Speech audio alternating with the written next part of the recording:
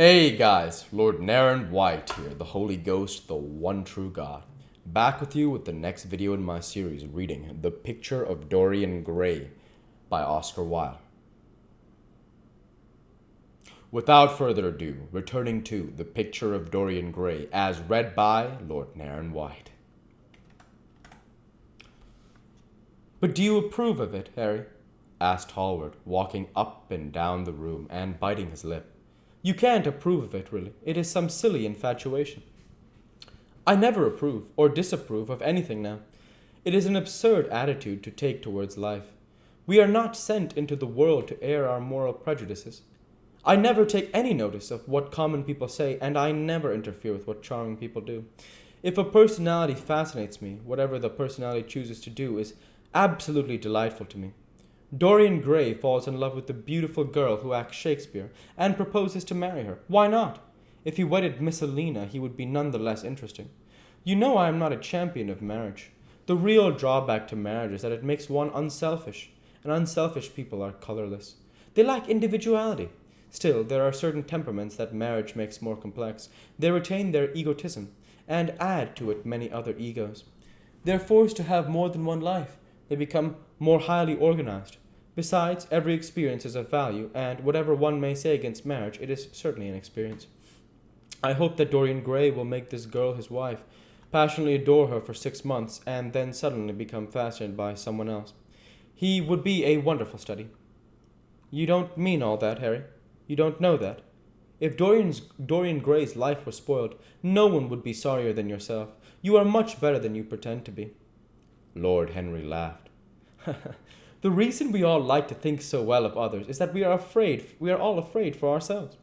The basis of optimism is sheer terror. We think that we are generous because we credit our neighbor with those virtues that are likely to benefit ourselves. We praise the banker that we may overdraw our account, and find good qualities in the highwayman in the hope that we may spare our pockets.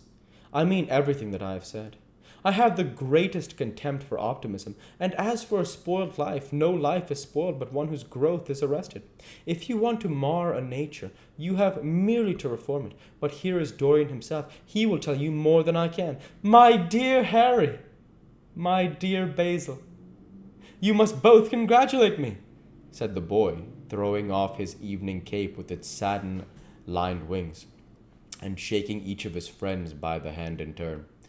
I have never been so happy. Of course, it is sudden. All really delightful things are. And yet it seems to be, well, the one thing I have been looking for all in my life. He was flushed with excitement and pleasure and looked extraordinarily handsome. I hope you will always be very happy, Dorian, said Hallward. But I don't quite forgive you for having let me know of your engagement. You let Harry know. And I don't forgive you for being late for dinner, broke in Lord Henry, putting his hand on the lad's shoulder and smiling as he spoke. Come, let us sit down and try what the new chef here is like, and then you will tell us how it all came about. There's really not much to tell, cried Dorian, as they took their seats at the small round table. What happened was simply this. After I left you yesterday evening, Harry, I had some dinner at that curious little Italian restaurant in Rupert Street you introduced me to, and went down afterwards to the theatre. Sybil was playing Rosalind. Of course, the scenery was dreadful, and the Orlando absurd. But Sybil! You should have seen her. When she came on in her boy's dress, she was perfectly wonderful. She wore a moss-colored velvet jerkin with cinnamon sleeves, slim brown cross-gartered hose, a dainty little green cap with a hawk's feather caught in a jewel, and a hooded cloak lined with dull red. She had never seemed to me more exquisite. She had all the delicate grace of the Tanagra figurine that you have in your studio, Basil. Her hair clustered round her face like dark leaves round a pale rose. As for her acting, well, you will see her tonight. She is simply a born artist. I sat in the dingy box absolutely enthralled. I forgot that I was in London and in the 19th century. I was away with my love in a forest that no man had ever seen. After the performance was over, I went behind and spoke to her. As we were sitting together, suddenly there came a look into her eyes that I had never seen there before. My lips moved towards hers. We kissed each other. I can't describe to you what I had felt at that moment. He seemed to me that all my life had been narrowed to one perfect point of rose-colored joy. She then trembled all over, and shook like a white narcissus.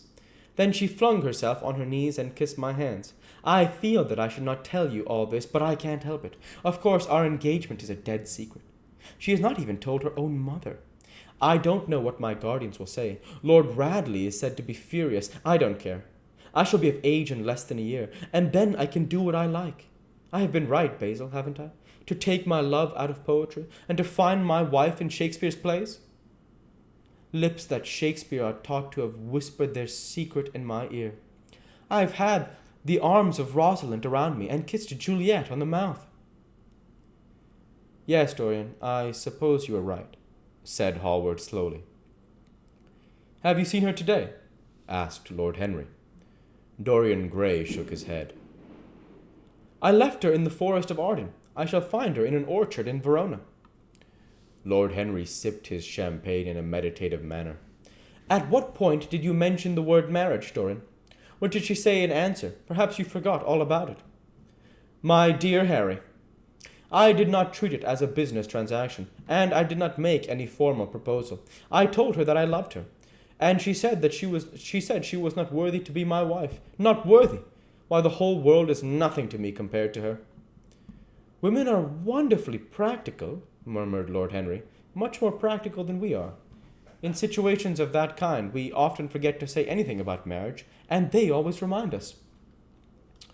Hallward laid his hand upon his arm. Don't, Harry. You have annoyed Dorian. He is not like other men. He would never bring misery upon anyone. His nature is too fine for that.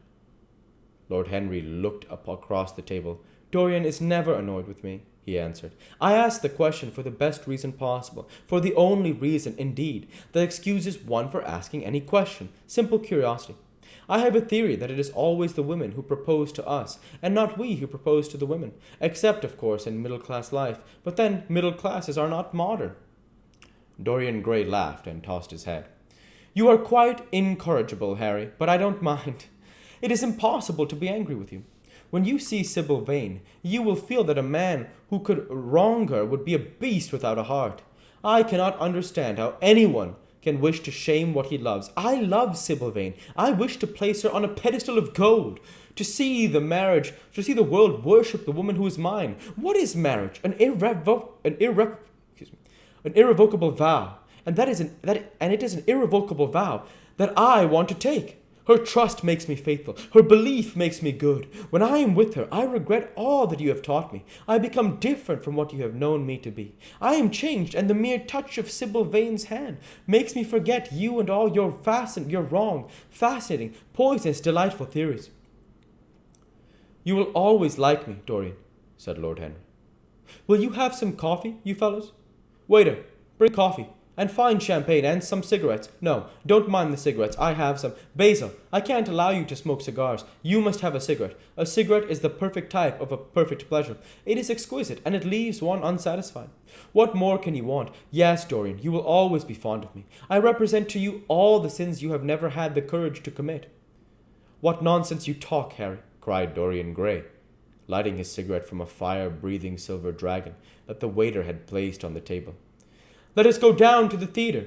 When you see Sybil, you will have a new ideal of life. She will represent something to you that you have never known.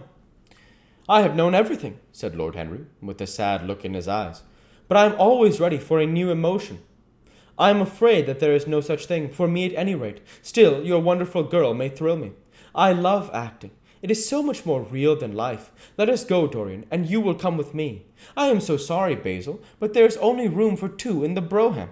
You must follow in a hansom. They got up and put on their coats, sipping their coffee standing.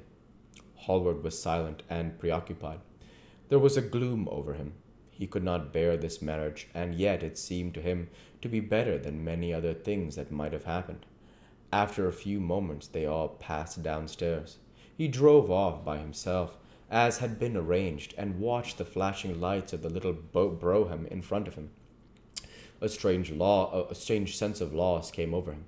He felt that Dorian Gray would never again be to him all that he had been in the past. His eyes darkened, and the crowded, flaring streets became blurred to him. When the cab drew up the doors of the old theater, it seemed to him that he had grown years older.